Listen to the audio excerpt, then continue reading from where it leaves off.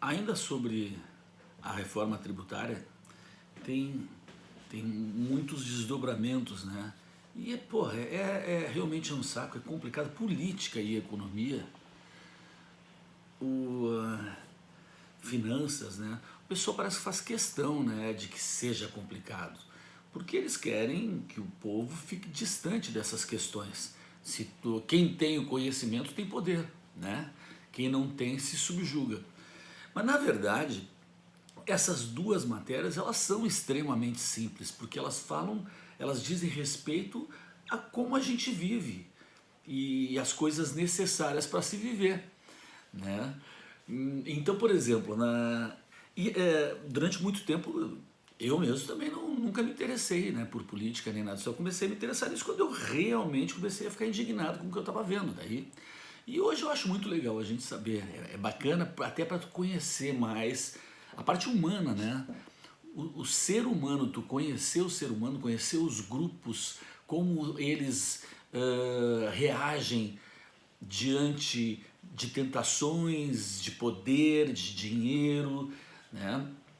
Como vai funcionar o caráter desse, a moral daquele outro, como tu vai mudando, algumas pessoas vão se moldando ao poder, pessoas que vêm de fora do poder para uma luta por justiça, enfim, né? E acabam com o tempo, ao entrar na bolha, vão mudando, né? Seus conceitos, enfim. Tem aquela máxima, né? Diz que quer conhecer alguém, dá poder para ela, daí tu vai conhecer isso. Então, esse lado das relações humanas, para mim, interessa muito, né? A par de toda essa complicação que, a princípio, essas matérias trazem, né? Então, eu acho interessante. Pegando ainda exclusivamente essa parte da reforma tributária, bom, primeiro uma coisa, esquece conceitos e simplificando, né, a coisa. Em primeiro lugar, a gente sabe o seguinte: esse governo que entrou, para entrar esse governo, ele fez muitas parcerias, ele fez muitas promessas, né? Ele fez uma frente muito ampla, onde ele se comprometeu com muitos grupos de interesse, com muitas categorias, com muitas pessoas, com muitos partidos políticos, enfim, ele prometeu trazer para dentro do governo uma massa muito grande de interesses, né? E esses interesses, lá no final, pode ter certeza que é uma coisa, é dinheiro. Lá no final é dinheiro, de alguma forma se traduz em melhorias em dinheiro, em riqueza, em poder, participação no poder. E a gente sabe que a forma de se conduzir no poder desse grupo que está aí é através de um Estado gigante. O Estado gigante é o que diferencia a ideologia desse pessoal que está no governo para a ideologia anterior, que queria um Estado mais enxuto, né? Que queria se manter pela competência, tu te manter no poder porque tu foi competente, tu cumpriu com as suas promessas de eficiência, né? De economia, de reduzir gastos. Então, quando o governo anterior, ao cumprir com essas metas, ele automaticamente está demonstrando ser um bom gestor, um bom administrador. E ele conta com isso, esse tipo de segmento político, ele conta com esse tipo de performance para continuar no poder, para ser reeleito.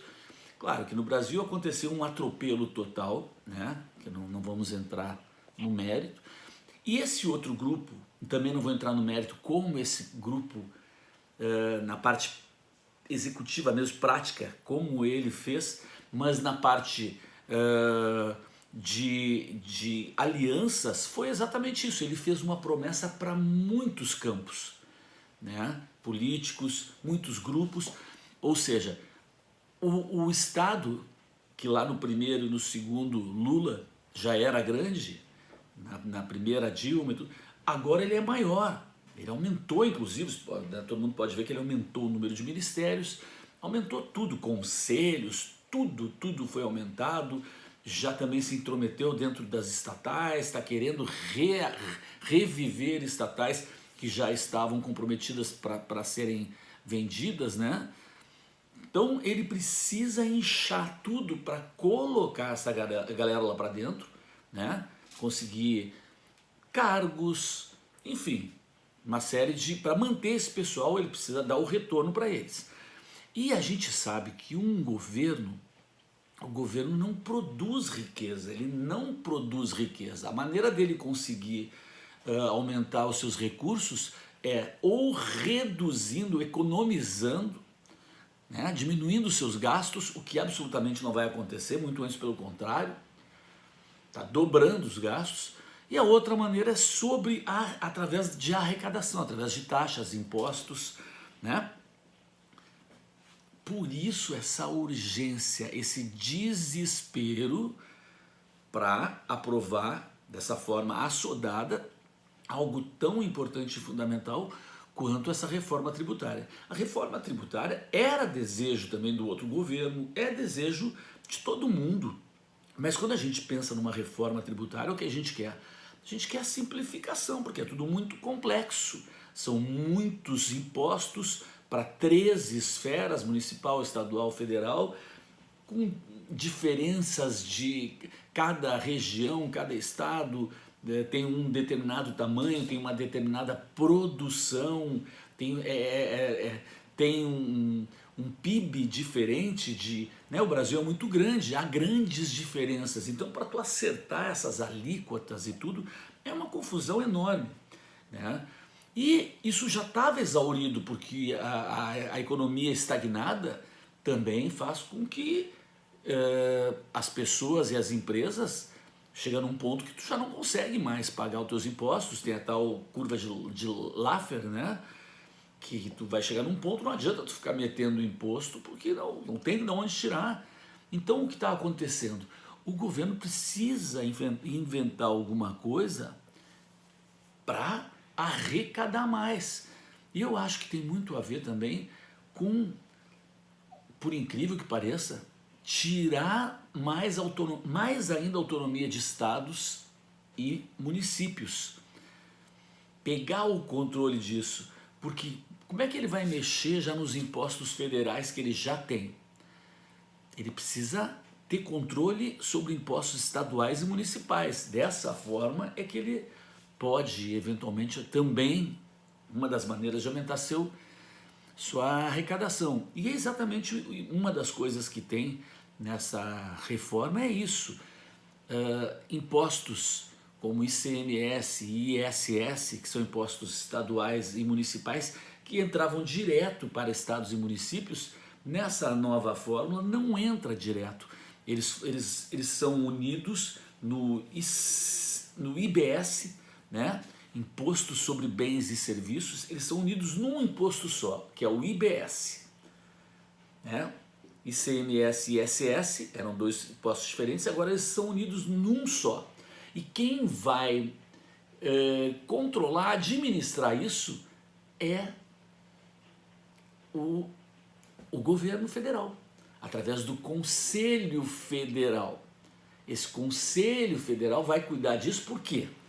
Eles dizem, porque o que acontece? O ICMS e o ISS não sumiram, não vão sumir. Vai surgir esse novo imposto, que no decorrer do tempo, 7 anos, se não me engano, não sei quanto tempo é, aos poucos esse novo IBS vai substituir o ICMS e o ISS, mas isso é o decorrer do tempo. Então o que acontece? Continua o ICMS, continua o ISS e surge o IBS. E com o tempo vai diminuindo a arrecadação desses dois e aumentando a arrecadação desse, até que lá no final do processo somem aqueles dois e fica só esse, né? Com 100% dessa arrecadação. Agora, isso vai levar um bom tempo, 5, 6, 7 anos por aí, né?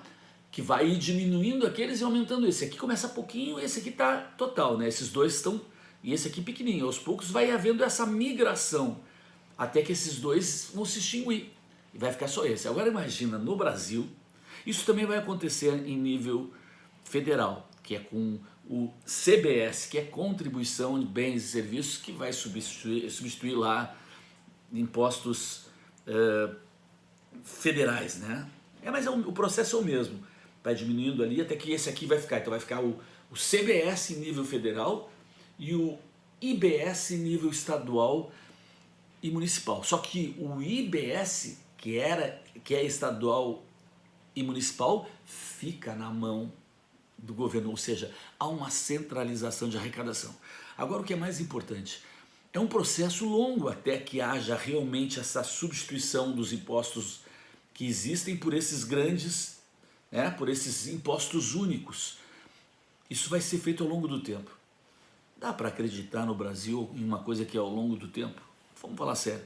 E dá para acreditar no Brasil, porque isso vai, é PEC, é uma emenda constitucional. Isso agora já foi aprovado na Câmara, no primeiro e segundo turno, falta ser aprovado no Senado. Tem dúvida que vai ser? Senado, de 4, o tempo inteiro lá, já foi aprovado, ou seja, já entra imediatamente em vigor. Pronto, já conseguiram o que eles queriam. Então, nesse primeiro momento, surgem 2 novos impostos. E as coisas constitucionais, nesse Brasil que a gente conhece agora, são garantidas? A gente tem uma condição, mas isso está na Constituição. Qual delas? Porque tem 11 constituições de acordo com 11 faraós, né? A Constituição já não significa o que significava. Ela já não é aquela segurança, já não dá mais a segurança que dava. Isso é uma realidade. Ela passou a ser muito interpretativa, ela passou a ser muito... como é que eu poderia usar essa palavra? Monocrática, elevada, monocrática, 11 vezes monocrática, porque cada um dos ministros lá parece que tem sua própria Constituição. E como, né, o STF agora é totalmente dominado pelo governo, ainda mais com a entrada aí do advogado do Lula, está totalmente, esse que entrou agora, é um jovenzinho, vai ficar até 75 anos. Quer dizer, para tu mudar qualquer coisa na Constituição que tu queira, ou qualquer coisa que tu queira fazer, está dominado. Então é difícil. E a gente sabendo da premência, do desespero desse governo por arrecadação, tu acha que isso é para arrecadar menos? Porque a reforma seria para simplificar e pesar menos, arrecadar menos. Será? Aí eles dizem não. Mas aí tem um gatilho que eles colocaram lá para impedir que haja aumento da carga. Há um gatilho lá. E também eles garantiram que a cesta básica não está dentro está zerada. O que é a cesta básica? É uma coisinha, vão continuar mantendo, claro, as pessoas vão continuar lá sendo mantidas naquela miséria. Vão poder comer aquele azeitinho, aquele arrozinho, né? Então é como se fosse uma grande coisa. Eles vão manter todo esse capital eleitoral deles lá onde estão. Lá onde estão. Isso não quer dizer nada, isso aqui. E esse gatilho que impede qualquer aumento, esse gatilho pode ser desativado quando eles bem entenderem, porque eles têm o poder, eles já demonstraram que não tem apego pela Carta Magna, pela Constituição. Quer dizer, tem apego para fazer o que eles bem quiserem com ela, né? Agora, então, é interessante ver isso, né? Por isso que isso espanta, essa aparente confusão espanta as pessoas. Eu fiquei impressionadíssimo, porque eu vi num canal que é muito interessante, o Wilker Leão, que é um gurizão que vai conversar com as pessoas. Fez muito isso na época do Bolsonaro, está fazendo isso com o PT. Ele não é bolsonarista, ele é de direita, não é bolsonarista, critica demais o Bolsonaro, muito, né? Como está fazendo críticas também para a esquerda, com muita educação, todo mundo em regra, e via de regra, todos respeitam muito ele, claro que sempre tem os radicais, e eu fiquei impressionado porque eu vi ele conversando com, universitários, eles não sabiam, Eles não sabiam da história do colchão lá de 60 mil, dos gastos que o Lula está tendo nas viagens, né, que está ficando... Todas essas coisas que todos nós sabemos, quer dizer, ou pelo menos as pessoas que não são pessoas de esquerda sabem, eles não sabiam dessas coisas. Eles não sabiam que o salário mínimo foi aumentado em R$ 18 e que os próprios políticos aumentaram o seu salário em 6, 7, 8 mil. Nesse governo. Eles não sabem das coisas mais básicas. E tu vê que são jovens que não são de periferia, com dificuldades. Não, são universitários aqui. Eles não estão sabendo absolutamente de nada, estão completamente alienados e com uma lavagem cerebral incrível, que as informações que eles têm provavelmente é passada para eles dentro do centro acadêmico, dentro das aulas com os professores, assim que e nas mídias de esquerda, né? Então não tá, eles não, a informação não está chegando nessas pessoas. Então o rapaz dizia para eles assim: não, mas tu não está sabendo isso aqui? Não. Ah, bom, pois é, se fez isso, então não é legal. Então a coisa está assim, a ideia é cada vez tornar essa massa com menos informação, ou recebendo apenas a informação que eles disponibilizam, o que o governo disponibiliza, ou seja, a sua narrativa, que é o que o Lula ensinou ao Maduro. Constrói a narrativa e aí tu passa isso para a população, a tua narrativa, né? Modus operandi, usar narrativas, ou seja, inverdades, meia-verdades, verdades deturpadas, e assim tu forma a tua base que vai ficar sempre te mantendo no poder nesse estado gigantesco aí. Pô, os caras chegam ao ponto de dizer que imposto é bom, estão dizendo. Tem jornalista dizendo que o aumento da gasolina é bom. Quer dizer, que baixar a gasolina no manetaço foi bom e que aumentar imposto é bom, interferir na economia é bom. Então a coisa está nesse pé.